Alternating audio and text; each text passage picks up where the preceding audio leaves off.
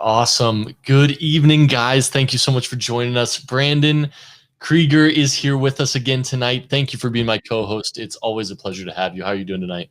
Not bad. Happy New Year to everyone here. Yourself? Happy 2021. I'm excited to be here. Did you get a break?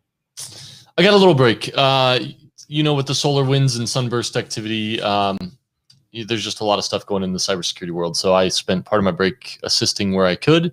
But yeah, I got some family time. How about you? Same with you. I actually had to do forced break. I don't know how you guys did. Like everyone that's watching here, I see Sarah and Sean and everyone. Happy New Year. I actually had to take a forced break. So basically, what I had to do was the last in my holidays. I think it was the 29th, 30th. I literally stayed on the couch, watched Harry Potter, Cobra Kai. I don't know if anyone's following that season 3. That's all I did. Just vegged for like 3 days. Turned off the computer, turned off my phone, and that's all I did. Is just try to veg because, as everyone knows in the cybersecurity industry, we have been so busy. Yeah, and I want to know. I see some Happy New Year's. Happy New Year's, guys. If you're here today, throw it in the chat. I want to know like the laziest thing you did this break. Like enough about the productive stuff, right? What did you do on break? Eat a whole bag of potato chips. I want to know about it. Throw it in the chat, guys, and thank you for joining us. Yep, Sarah, thanks for joining. Sean, Christine, Salome, it's great to have you. Ibrahim, it's good to see you guys again this week. So I think I saw someone in here that's new that was talking about they're going into the cybersecurity field. I did. DJIM, I think I pronounced that right. I'm looking for opportunities in the cybersecurity analyst or systems engineer. Cool. I got a lot of stuff up that alley, so reach out to me afterwards if you are looking. It's kind of cool getting a little more FaceTime on LinkedIn. I get swarmed with recruiters, but what I'm doing is they're looking for roles and I'm passing them off to other people. So, if you are looking for a specific role, feel free to reach out to me in my DM. It may be a day or two before I get to you, but I promise I'll respond. So AJ threw out there Cobra Kai, right? FTW, right? Yeah, somebody else said watch Murder, She Wrote. So nice. Yeah, here we go. Salome did, yeah. That's Salome. I don't know why Salome's showing up as LinkedIn user. Maybe it's just taking a second to populate on my end, but it could be their settings too. Like if their settings are set to private. Gotcha. That makes sense. So it's coming up to block. But yeah, like I don't know how many people watch the Cobra Kai. Again, the problem with streaming is, and I think all of us run into it, you watch like 10 episodes straight. There's no break, right? Like you just keep going. That's fair. And yep, my wife does it too. I'm trying to stay off. I got a lot of stuff going on, including studying for the CISSP, which is kind of why we're here tonight. Now, before we get started, Joel, hit me. Let me ask everyone, what's their goal for 2021? What's your goal? Are you looking at to write it this first quarter, first 3 months, next 6 months? What's your goals and what are you working on? I think that's important, right? Because we got to set some goals here for this year to kind of get this done. I mean, we were aiming around trying to see if we're going to write it for December. Right now, we kind of looked over and Joel and I were talking, and we're still only at domain 3. So one question we have for the group too, and Joel and I were talking about this. Do you guys want to increase another episode? Do you want us to do this on Thursday as well and do it 2 times per week to kind of keep increasing our studying and moving forward? Comment below, let us know if you want to do that, because we're looking at now speeding up for 2021 and getting to move forward because there's a lot of opportunities, a lot of stuff going on. Yeah, absolutely. And so for those of you listening, we are on episode 19 of Cutting into Cybersecurity. We have gone through 3 domains of the CISSP, 8 domains, which means we're about halfway done in 20 episodes. So if we're looking at another 20 episodes, we're not looking to be done until April. So we'd love to hear it. Right? Are you looking for more content every week? Would you join us Tuesday and Thursday? Let us know as we kick off. And we got some questions for you guys to answer. For sure. Let's go through them. Let's do it. So by the way, you may notice our setup is a little different. So bear with us if we have some technical difficulties. But we want to jump into these real quick. So question number 1, which of these following issues is not addressed by Kerberos? Availability, confidentiality, integrity, and authentication. Brandon, you do a great job walking us through how your mind works on these. Walk us through this real quick. Okay, so my thought process right now, and I love to hear kind of how you guys are breaking this down. First, you look at the CIA triad, right? Confidentiality, availability, and integrity, right? And then you have authentication, which they threw in there. So you got 3 that are very, part of the CIA triad. So availability, Does Kerberos really affect availability? Right? Yeah, no. Not really, right? Confidentiality, potentially, right? Integrity of the data, make sure the data is, is protected, potentially. Authentication. Does Kerberos help with authentication? So Salome's already answering this. She's saying D, authentication. All right. Sarah's saying D. All right. I'm going to go with the Kerberos, and I'm going to go with, I was going to say A. There we go. A it is. And I need to get over here so I can do this real quick, because I like being able to throw you guys' answers up in the chat. Right. Yep. So you're right. We got Salome. We got Sarah saying D, but it is A. Kerberos is an basically, wow.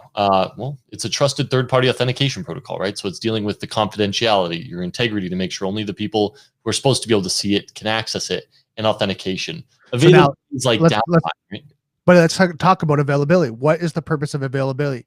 To make sure people have access to it. It's available. So does Kerberos really help with availability? Not really, right? Nope, you're right. Cool. So that just means we have room to improve, guys, and that's why you're here with us tonight. So let's move on to question number 2.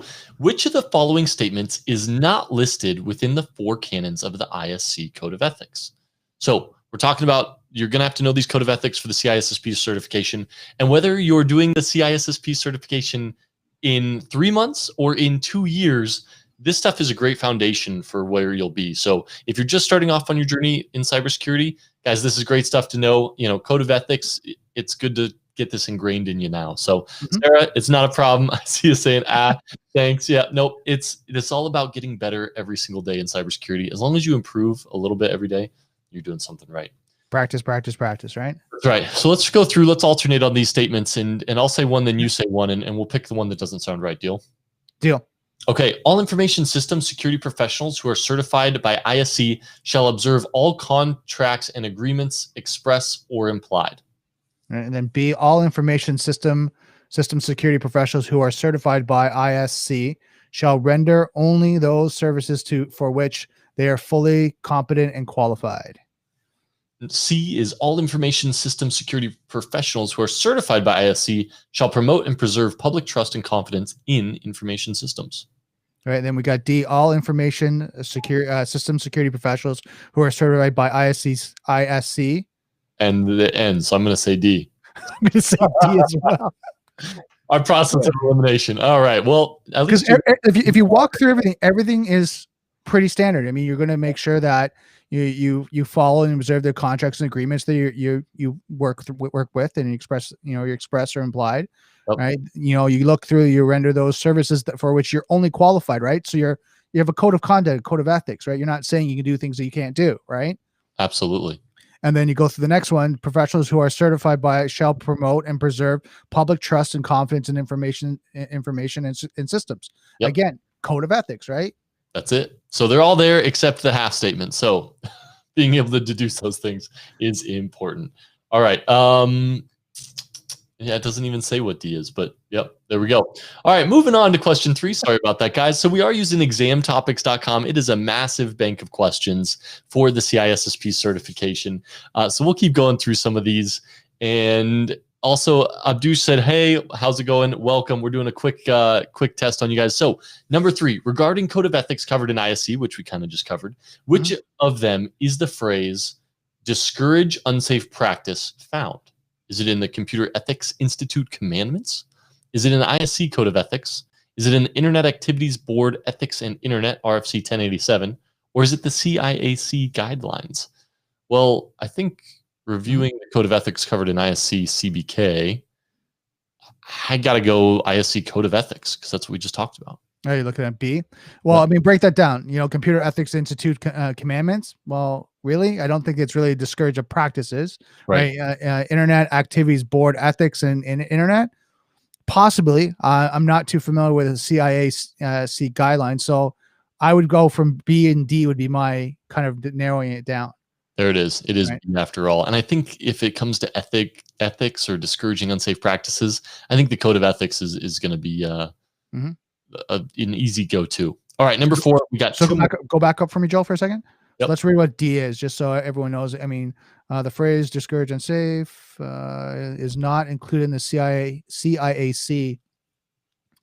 Just give me a second here. Yeah, it's not in guidelines. It is included in the ICS. So yeah, it doesn't really kind of talk about what the CIAC. Yep. And then Salome got it right. She threw B up. So great job, Salome. Good All job. right. Next question, number 4. Which of the following is not a factor related to access control? So integrity, authenticity, confidentiality, or availability. Now, guys, for those of you who have been with us, you guys should know this one like the back of your hand. What is it? A, B, C, or D? I want to know. So look, Salome's already on it. She's saying B. Authenticity. Authenticity. Man, that was fast. Okay, I thought that was from the last one. She's studying. She's on this. Like, I mean, I think she's actually reading the questions ahead of time. Like, she's got this down. Well, Salome, yeah, and I'm excited for Salome's journey into cybersecurity. It's gonna be a great story. So yeah, authenticity is not a factor related to access control, right? So if you slow down and you think about this, integrity, absolutely. Confidentiality, 100%. Availability is access control, right? If everybody can access it, you're going to have availability issues if it's not designed to do that. So it does affect availability. Authenticity, not so much. Right. Awesome. Christine got it right as well. B. Perfect. So Salome's going B, B, B. I think she's getting all of it. I think she's even guessing on the next one. Well, you know, the beauty of this is they're about 10, 15 seconds delayed from us. So they see it and then we're seeing their answers. So it's literally perfect timing. So great job, guys. Awesome. And question number 5. This is an interesting one. Which of the following is the correct set of assurance requirements for EAL5? Now, I'm not going to tell you what EAL5 is, also because I don't actually remember what it is, but because on the exam, you're going to run into something like this where you're like, oh, what is EAL5? And you're going to have to deduce it. So let's go ahead and get started. Is it semi-formally verified, designed, and tested? Semi-formally tested and checked?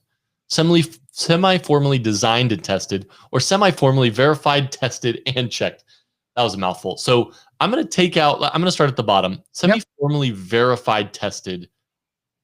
No, you're not going to semi-verify and semi-formally test. Like, that doesn't even make sense. So D is out. Right.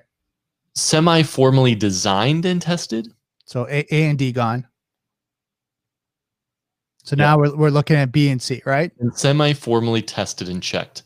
So if EAL5, I would say if it's something around tests and checks, then I would say semi-formally tested and checked. Anybody else have a guess? So you're saying B? I'm saying B. What do you got? I'm looking at C. I'm semi-formally designed and then tested, right? Yep. So that's kind of where I'm going. I'm going C. I wonder what Simone and Sarah and Christina are thinking, and whoever else is contributing. Well, take your guess, because then we'll reveal it, because their answers are going to be coming in here any second. C is mine. C's mine. All right. I got B. You got C. It is. Well done, my friend. The correct answer is C. So EAL5 requirement is semi-formally designed and tested. This is sought when developing specialized target of evaluations for high-risk situations. Incorrect answers. So it looks like these other EALs are actually being used here. So EAL7 is semi-formally verified, designed, and tested. B, EAL5 is not semi-formally tested and checked. It is semi-formally designed and tested. And then semi-formally, it's is similar to EAL7, but it is not EAL5. So this is going to be coming into our secure software, SDLC and software development lifecycle stuff. So we will get to this content. We just haven't gotten there yet. Can we do one more, Brandon? Let's go. Well, let's ask these guys. You guys want to get into the content? You want one more? Yeah, it's 7:20. We should probably get into the content. Don't get me wrong. These are always good questions, right? They are great questions, and it's a lot of fun. So thank you guys for taking those. Sorry we threw a hard one for you at the end, but sorry, not sorry, right?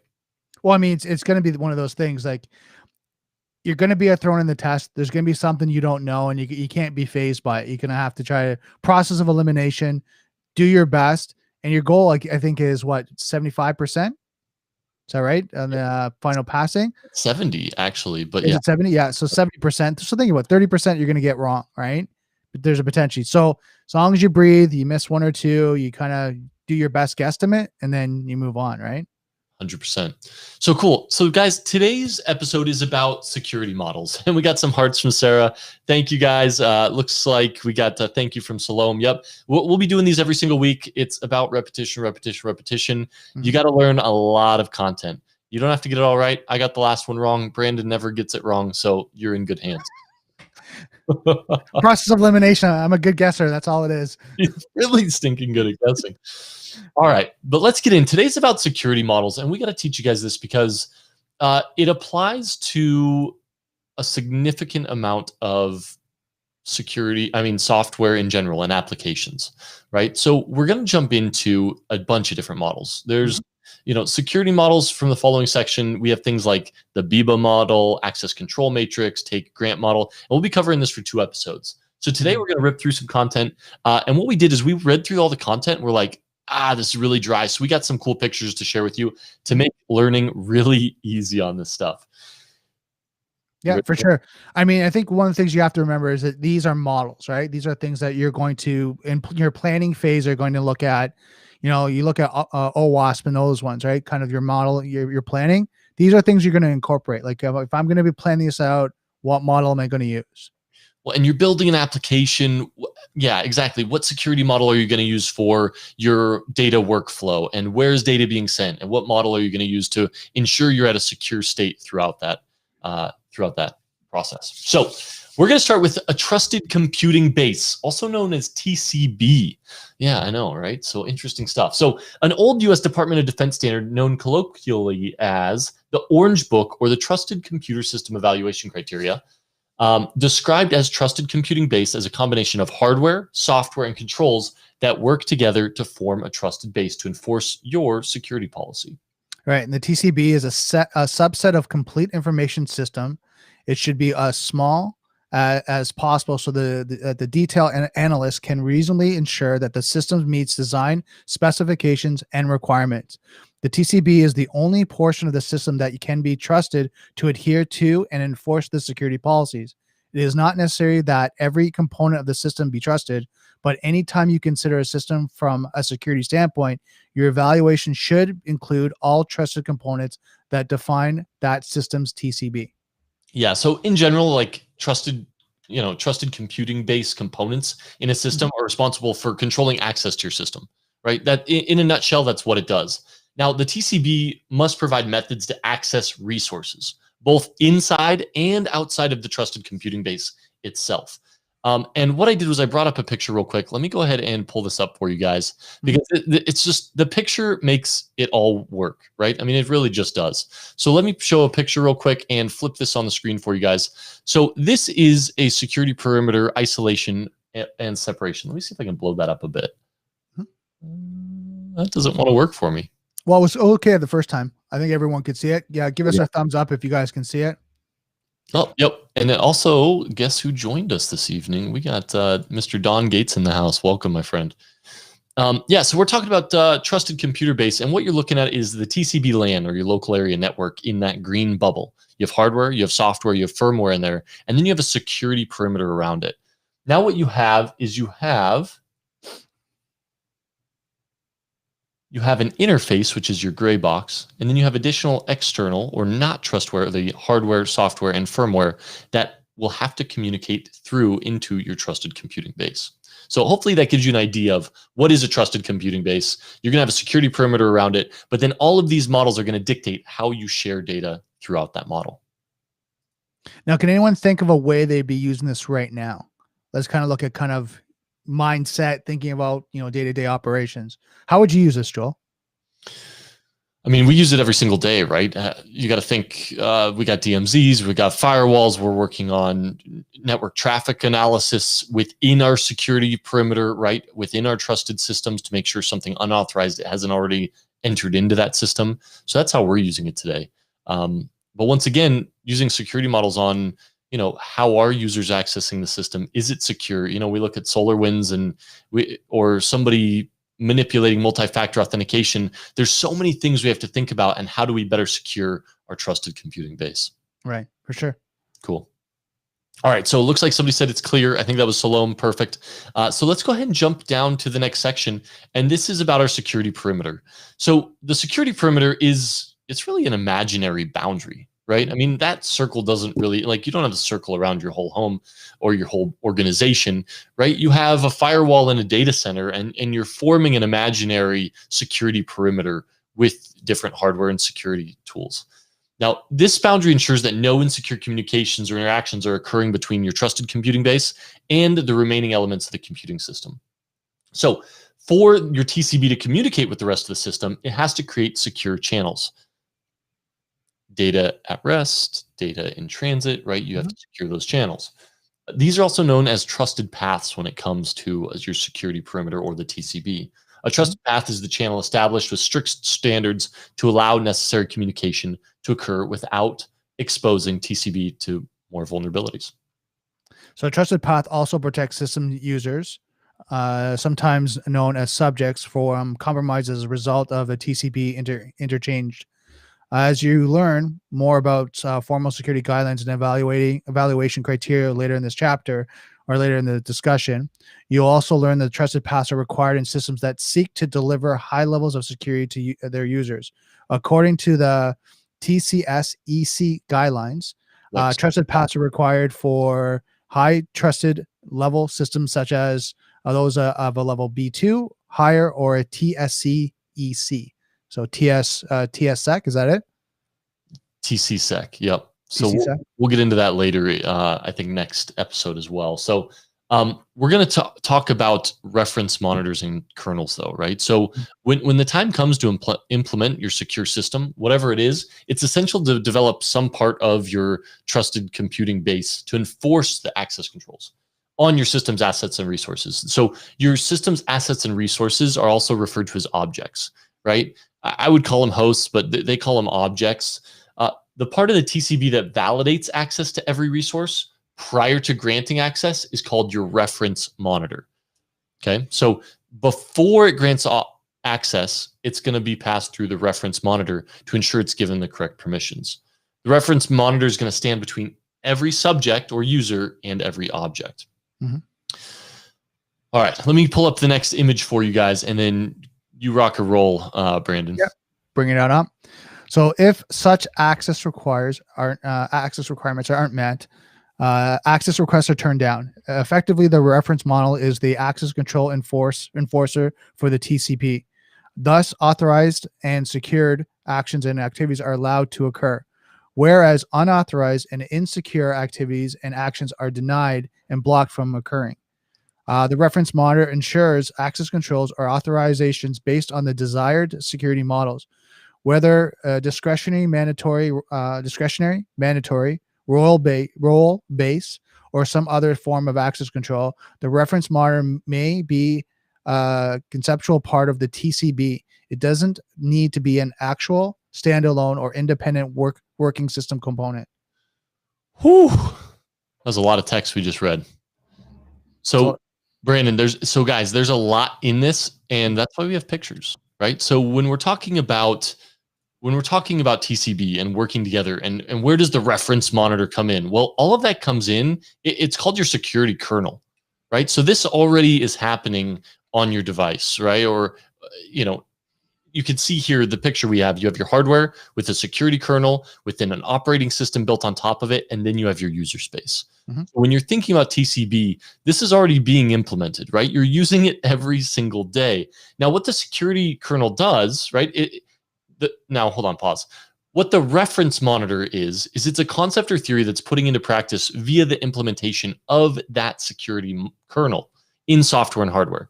So the purpose of this security kernel is to launch appropriate components and enforce the reference monitor functionality. So what pieces and what parts of the operating system should get what permissions to resist known attacks.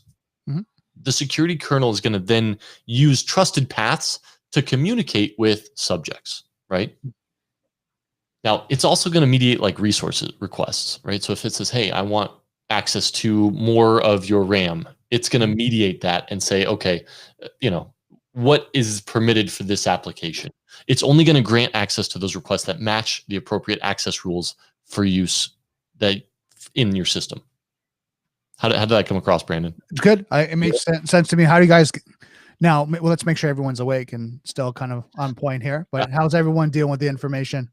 Yeah, give us a thumbs up, guys. So this is really kind of the base of these models that are coming into play. And there's some more technical ones. We also have a third party. There was one that was extremely mathematical, and Brandon and I were like digging into it. Like, how are we going to explain this really well to them? And so we got our crayons out.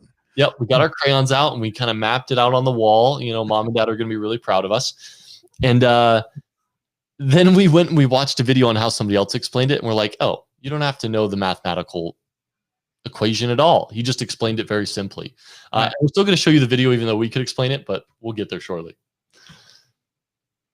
Awesome. Cool. Well, let's jump into the state machine model. So real quick, state machine model is the description of a system that's secure no matter what state it's in.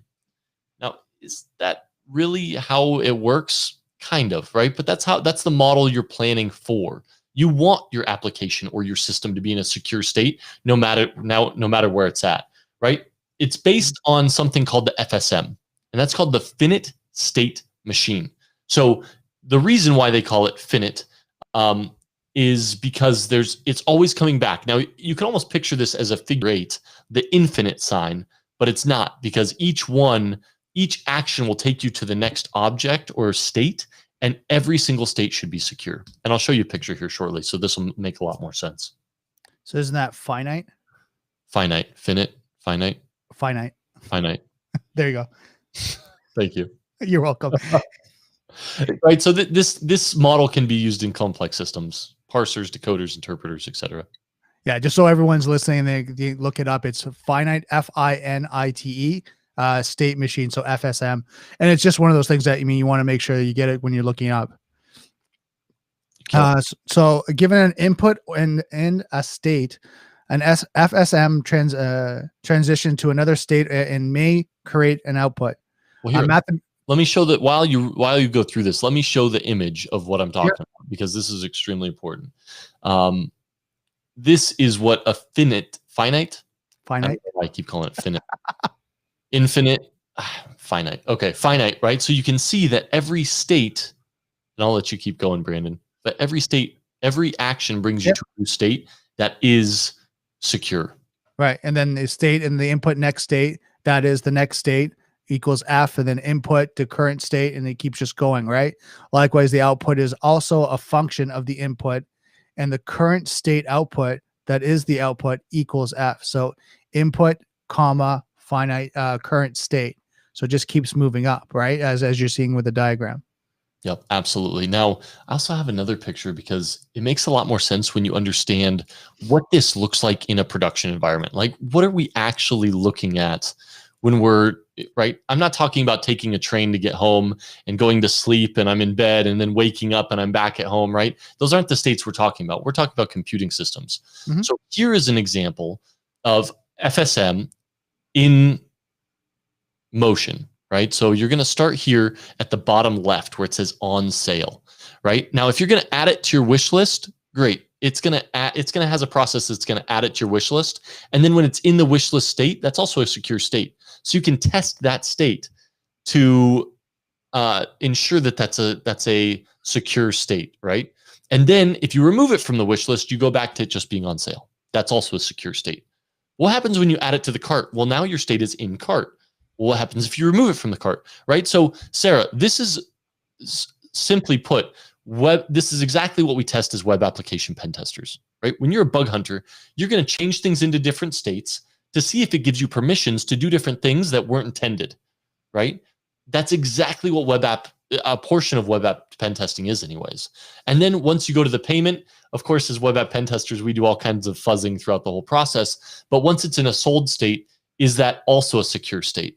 You know, I remember doing an advanced web app pen test course at SANS, and we were able to, while it was in the cart, do some bit flipping, and we were able to reduce the amount of an item. So it was like a $400 item, but if you flip the bits, eventually you could get it so the item actually equaled like $4 instead of $400, and then you could process the payment and they would only charge you $4. So it's important to test these states so you can have a secure state model. Right. We got Sarah saying this is a work home bed kind of model. And then Don's asking, is this image is a pre-COVID-19? No, actually, this is one's from Amazon, right? Think of that. Well, Amazon no. in-cart wish list. Just Hold on. They're talking about the last one real quick, Brandon. Here I oh, got. I thought they're talking about this one. They're a little delayed, right? So Okay. trying to explain it, but take the train to work. Nobody's going to work. Oh, good stuff. Got it. Thank you. Yeah, got it. Yep. So Well, I mean, some of us do actually go to work. Is our office is a few steps from our bed, and then yeah, this is now bed in slippers at right. desk, right? That's kind of a new model there. Oh, good stuff. Yeah, Sarah said she likes Sans. Absolutely. I think Sans courses are awesome. If you guys want to learn a little life hack first to get a cheap Sans course, they do this thing called work studies. You're still going to pay partially for the course, but you basically are an assistant to the professor. So you have to apply for it. You don't really get to choose the course you get to take. We only pay $1,100 instead of $8,000 for their course. So little life hack for you. Hope that helps you out in the future. Awesome. All right. So that was our secure machine model. Let's go ahead and jump down to information flow model. Yeah. Cool. All right. So let's go ahead and get started. So information flow models, this is different because we're talking about the flow of information. And this is based on a state machine model. So similar to what you just saw, right? We're passing information in certain directions, and we have to make sure that those states are secure as the information is passed. There's a couple models, including the Bell, LaPadula, and the Biba models, which we're going to discuss here shortly. But the information flow models are designed to prevent unauthorized, insecure, or restricted information flow, often between different levels of security. Information flow can be between subjects and objects at the same classification level, as well as between objects and subjects at different classification levels. Right? So you got to think, if you have top secret, sometimes that has to be declassed a little bit so other people can action upon that information, and vice versa. If somebody in a declassed environment discovers something that should be classified, well, you slap the appropriate classification tag on it, and it becomes now top secret or secret. And I'm jumping into what you're going to be covering, Brandon. So I'll take a step back for you. Go ahead. Yeah, the information flow models are designed to prevent unauthorized, insecure, or restricted information flow, often between different levels of security, like you said. Mm-hmm. These are often referred to as multi-level models. Right? Information flow can be between subjects and objects as the same classification level, as well as between subjects and objects at different classification levels. An information flow model allows all authorized information flows, whether within the same classification level or between classification levels. It prevents all unauthorized information flows, right? It doesn't matter which level, as long as you have authorization, whether within the same classification level or between classification levels. Spot on. So, all right, are you guys awake? Can we get some claps? Like, can you guys hit the green clap button? Just show me you guys are awake real quick. I promise you we got another picture. We're going to walk through this with you guys. Just let me know if you're awake and still with us. Here comes the picture, I promise. Let's go ahead and kick this guy up because we want to walk through this in a good manner. Where is it? Maybe I don't have it pulled up.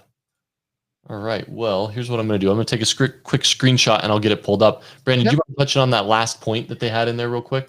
Another interesting perspective on the information flow model is that it is used to establish a relationship between two versions or states of the same object.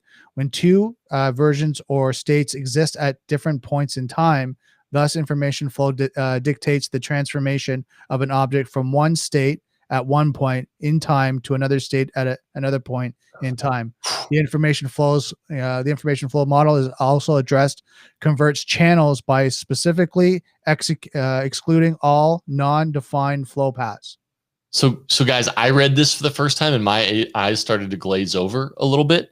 And that's basically how a lot of the CISSP book is, right? I mean, it's super text heavy, and getting a grasp on each of these is hard. And even the pictures they gave us weren't good. So we went out and found better pictures to explain this. So let's bring this back to a production level model, right? What does this look like? What does an information flow model look like? Well, let's take this for example. So you have your customer in the green and they place an order, right? Then you have a process that receives that order from the customer. Well, it's going to do two things. It's going to take your customer details and verify the customer status. And then once the credit status is confirmed, the customer credit status will come back to receive order from customer, and it's going to forward it two places. So the importance is you have to know where your data is flowing at what points in time. Because once again, for a web app pen tester, can I process part of the information and hold the other part off, right? I mean, this is what Burp Suite is fantastic at. You can manipulate any function of the packets that are flowing and manipulate the information flow. So then it's going to bill the customer, but it's also going to dispatch the product to the customer, right? So you've sent a bill, you've also dispatched the product, and then you can see that the customer details and the product is dispatched to the customer as well. So your information can be in more than one place at the same time so that things are processed in tandem. If it was just linear, A, it would take forever, and B, it would be very inefficient. How'd that come across? Good? Good. Now, let's make sure everyone's on point here. Any questions so far? I know we're covering a lot. I know Sarah's like deep into this. And you can see like her web app, pen testing, bug hunting. This is probably just a review for her. Well, I'm trying to bring in that real life, I know this is CISSP and it's very high level and managerial, but like, how does this apply to real world? What do security professionals do with it, right? Right. So hopefully and it's good to know, like, and let's kind of look at the manager side of this, which is the CISSP. Yep. It's when you're discussing it too, coders, programmers, application developers, and you want to talk to them about security, you have at least this base of the workflow. Yeah, and I think that's a great point. So let's bring it back a bit, right? When you're talking about information workflows, as a manager, you just have to know where your data is going, right? Mm-hmm. You have to know in your system how it's processed and when. So you can say, okay, when it's processed here, have we tested this state? Have we tested this state? Okay, it's processed and dispatched. Are we testing this state before it reaches XYZ, right? So as a manager, you have to be able to talk about information flow models because you need to know where your data is in transit and then where it is at rest once it arrives at the next state. Mm-hmm. Exactly. All right, cool. So looks like we got, Sarah says it's clear. I think we're doing pretty good for how text heavy this portion of the book was. Next is non-interference model. Brandon? Yeah, so the non-interference model is loosely based on the information flow model. However, instead of being concerned about the flow of information, the non-interference model is concerned with how the action of the subject at a higher level affects the system state, or the action of the subject at a lower security level. Basically, the action of a subject, A, high, should not affect the actions of a subject, B, low, or even be noticed by subject B. I love this picture because what you just explained, it's basically 4 blocks with an arrow. And so that's why Brandon and I are getting like deep in the weeds on some of these models. And it's like, this is all you have to know about a non-interference model, is that it ensures the actions at the different security levels stay completely separated. Right. So you can get deep. I mean, there's paragraphs and paragraphs on the book on it, but I think this picture explains it all. What do you think, Brandon? It does. Now, I just have a question for you, Joel. Just applied knowledge. Yep. How would we apply this? Yeah, that's a great question. So the concern is you want to prevent the actions of something at a high level of security classification from affecting a system state at a lower level, right? So think class versus non-class. Right. So if you grant permissions to somebody into a class network, you want all of that to be totally isolated. That's what it is. It's non-interference model. So if you have different class levels, those actions are completely separated and they don't have an effect on any objects in a different class level. Now, what would be a real world scenario? Like if I was going to ask you, Joel, we're developing e-commerce. Let's use that as an example. How would we be looking at this? E-commerce. You could think like HIPAA versus non-HIPAA data. So if I go in and I'm manipulating something in that's non-HIPAA compliant, if that then manipulates something that on data or permission, like remember, this is coming from the subject, right? So if a subject manipulates something on something that's non-HIPAA compliant, now you said e-commerce, I'm on HIPAA. Yeah. I apologize. But if they manipulate something on non-HIPAA compliant data, and then it's escalating itself into a different security class of HIPAA compliant data and it's changing something on an object, you've missed the point of a non-interference model. But the name explains it, guys. I think you'll be good on the test to at least be able to deduce it. And the one thing I wanted to bring that in the real world, because sometimes they'll give you a scenario. Yep. If you're in this situation, what does this relate to, right? So you just kind of have to think sometimes applied knowledge, right? Oh yeah, this is non-interference. One's not affecting the other. Okay, got it. Yeah, you got it. Now, this next one, Brandon, is the one that we were talking about that we got our crayons out on. So first, I want to share the picture that we have to explain to you guys. So hold on. Let's share the picture. Okay. And I want to see if someone in the group, Sarah, I'm going to point on you right now because you've been awesome. I want to see if someone like Sarah just kind of goes, yeah, I get this. This makes sense. All right. No, that's not fair to do to anybody. It's fair to do to Sarah because she's awesome. I can see this. She's like on this. Now watch this. We put it out to Sarah and she's going to be like, yeah, like I do this every day. No, nobody does this every day.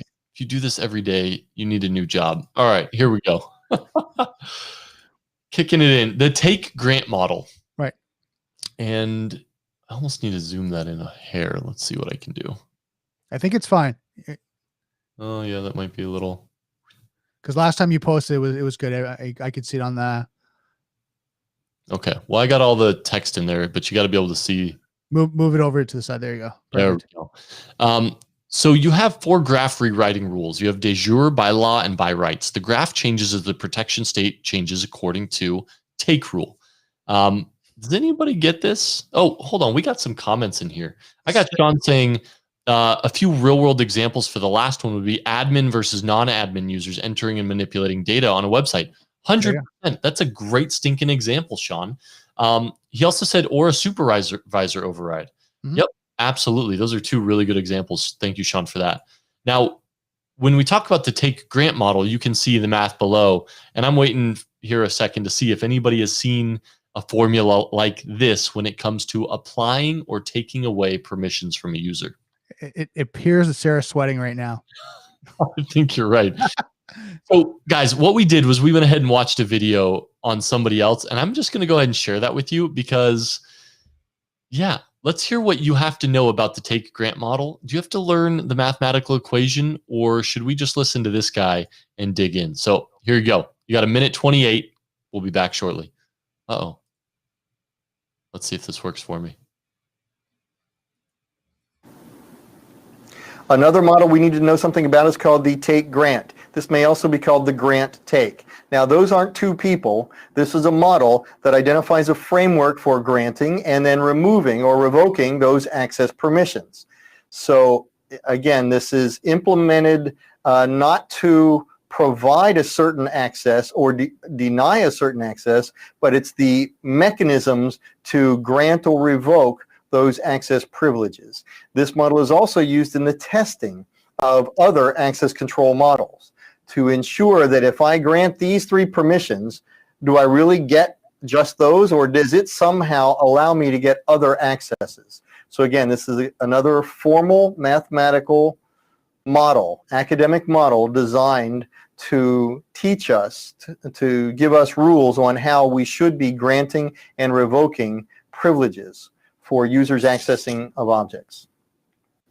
I just realized another rule I wasn't sharing or model is called time. the Graham-Denning. So we were just sitting here, and I was over here like playing with my beard while we were watching the movie, Brandon. Well, yeah. Well, I mean, the sound was playing. Does that make sense to everyone? Thumbs up. Let me know. So yeah, so I think what the reality is you don't have to know. I'm not going to explain to you today how X takes A to Y from Z. I'm not going to do it because you don't need to know that, right? So the take grant model is about the testing of privileges as you give them and as you remove them. In a nutshell. Right. All right.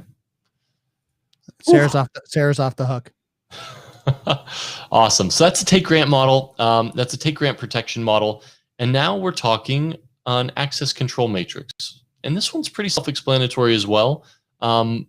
It's just a table of subjects and objects that indicate the actions or functions that each subject can perform on an object. So when we talk about this, I want to let Brandon jump in a bit, but basically an access control list is going to be tied to an object, right, or a server or a user. It lists the valid actions that a subject can then perform on that, right? So that's what this comes back to. It's about an access control matrix. It's just a list of permissions, really. But jump in. Let's hear the actual definition from the CISSP book. Yes, so the capabilities listed is tied to the subject. It's listed valid actions that can be taken on each object.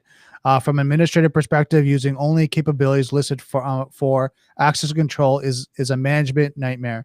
A capability list method of access control can be accomplished by storing on each subject a list of rights that the subject has for every object.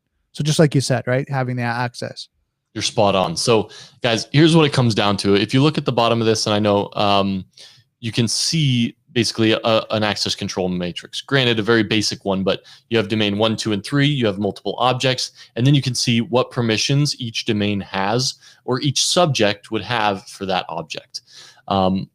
It's basically rows of ACMs corresponding to users, subjects, and groups, right? It's basically RBAC controls listed out. Mm-hmm. Cool. So that is your access control matrix, or your ACM. Guys, there's a ton of terminology, but what I'm realizing is like a lot of it's super self-explanatory, and they just are going to be quizzing you on how well you can retain a ton of data. So hopefully we can help repeat it into you so that you'll be like, I remember what ACM is. I don't know if I'll be able to do that. I don't know if I'll be able to do that, but I'm going to try. Well, again, it's repetitive, right? As long as we keep covering it over and over again, yeah, you're just going to remember it, and you're going to recall it. Something's going to say ACM, and you're going to go, what? Access control makes? Oh, yeah. I remember that chart, that funny picture that Joel put up. Right? That's it. That's it. Now, I think the one that may trick you up is this next one. And that's, we talked about a little bit earlier, and I probably slaughtered the name, but the Bell-LaPadula model. Right. I'm pretty sure that's two people's names, but let's dig in. So the U.S. Department of Defense developed the Bell-LaPadula model in the 1970s to address concerns about protecting classified info. The DoD manages multiple levels of classified resources, right? You have top secret, etc. And the Bell-LaPadula multi-level model was derived from the DoD's multi-level security policies. Right. And the classification the DoD uses are numerous. However, discussions of the classification with the CISSP common body of knowledge are usually limited to unclassified, sensitive, but unclassified, confidential, secret, and top secret. The multi-level security policy states that a subject with any level of clearance can access resources at or below its clearance level. Spot on, right? So if you're top secret, you can access everything below. If you're secret, you can access sensitive but unclass and confidential as well, and vice versa, but you can't access up. Right. So within the higher levels of clearance, access is granted only on a need-to-know basis. In other words, access to a specific object is granted to the classified levels only if a specific work task requires the access. For example, if you have a person with a secret security clearance who can access secret, confidential, and sensitive but unclass, but not top secret, also they need to access a document within the secret level. The person seeking access must also have a need to know for the document. So just because they're at that level, if they don't have a need to know, they don't need to access it. So you need to have multiple layers, and that's why the Bell-LaPadula model exists. Right. And by design, the Bell-LaPadula model prevents the leaking of or transfer of classified information to less secure clearance levels. This is accomplished by blocking lower classified subjects from accessing higher classified objects. With these restrictions, the Bell-LaPadula model is focused on maintaining the confidentiality of objects. Thus, the complexity involves in ensuring the confidentiality of documents are addressed in the Bell-LaPadula model. However, Bell-LaPadula does not address the aspect of integrity or availability for objects. Bell-LaPadula is also the first mathematical model of a multi-level security policy. So I want to hit that home, and just remember, it doesn't have integrity or availability. So I'm sure that's one going to be they're going to question on that in the exam. Well, I think the beauty of this whole thing is that, Brandon, I'm pretty sure you slaughtered that name worse than I did. I hope so. Bell-LaPadula. Lapa something. Okay, so there you go. If you couldn't, if through our slaughtering of the name, there's the name Bell-LaPadula confidentiality model. You have to remember, let me hide Sarah's hearts. Thank you for giving them to us, Sarah. User restriction is no read up and no write down, no stealing of secrets and no divulging of secrets. So on the left, and maybe I can zoom in on this real quick. Let me try. You're good. You can see it. You can see it? All right. On the left, you can see the layer of high security is accessed because the user has read only at a certain level. So they can read at the level they're on and at a lower level. Top secret, they can, if you have a top secret level, you can write to those, but you can't write below, right? So the star, hold on. So simple security property, simple is reading. So if you have a simple security property, you can read or load it from the disk. If you have a star property, star is writing to disk or saving to disk. And then if you have a strong property, it means you can only access it on the same level. And that's on the right. So you have 3 layers: simple security properties, star properties, and strong properties. So simple, read, star, save or write, and strong, only on the same level. So think strong like you're forcing him into a box. Star would be, hey, you can write out. And then simple is, hey, you're able to see or verify. Cool. And that's it. We're stopping at Bella Lapadula. I don't want to bastardize it anymore, but yeah, that's where we're gonna cut off today because there's a lot more models to go through. Awesome. So what did you guys think? What was your favorite part of the session? I'm sure it was the CISSP content, but we would love to hear it, guys. Thank you guys for joining us. Brandon, as always, thank you for joining me. You know, I've got a bunch of New Year's resolutions. You know, I'm on a cleanse with the wife right now where all I'm drinking is smoothies and eating salads. It's awesome. It's driving me crazy, but it's awesome. My other one is to get a CISSP certification with those of you who want it. So real quick, I'm going to throw this up on the screen because I think this is a great way to finish up the night. Sean says he's up for adding a second evening of study. He thinks more is a great idea. He said, I know Salome asked to start half an hour later because she's on Pacific time. He's cool with that if everyone else is. So what do you guys think of starting at 7:30 Eastern instead of 7 Eastern? And I guess I got to kick it over to you, Brandon. What do you think about that? Is the wife going to be okay with that? I think the wife's going to be okay with that. And then, I mean, we now, depending on people's time zones, right? We can do one at 7, one at 7:30, one Tuesday at 7, and then Thursday on 7:30. Well, so what Salome said is the time that we kick off is work time for her on the Pacific. So she's on the West Coast. So I think we would probably move them both to that. Sure. Let's connect offline. I think next week, guys, we will still have it same time, 7. But then if we decide to change it the week after, is that fair, Salome? Fair. Okay, cool. Well, so now, before we finish off, so everyone's good on for Tuesday and Thursday. Let's kind of get that, you know, give us a yes in the actual chat. Yep. And then, you know, we'll look at the times of what we're going to do for, you know, start times. You know, if we start a little bit, a half an hour later, that's fine for me. You know, studying, getting this information out is the most important thing for myself, right? I don't know about yourself, Joel. No, yeah, you're absolutely correct. So we'll keep trying to deliver it. I know that makes us study twice a week, so we'll see what we can do. Let me check in with the wife, guys, make sure I am allowed to do that and approved. Got to get the wife's stamp of approval. I know you guys can appreciate that. But I wanted to say one more time, Happy New Year. Thanks for joining us here on the Cyber Incision live stream. Brandon, you rock. Sarah, Sean, Salome, Christine, Muhammad, you guys all rock. Thank you so much for joining us. I look forward to seeing you guys next week. Have a great rest of your week, everyone.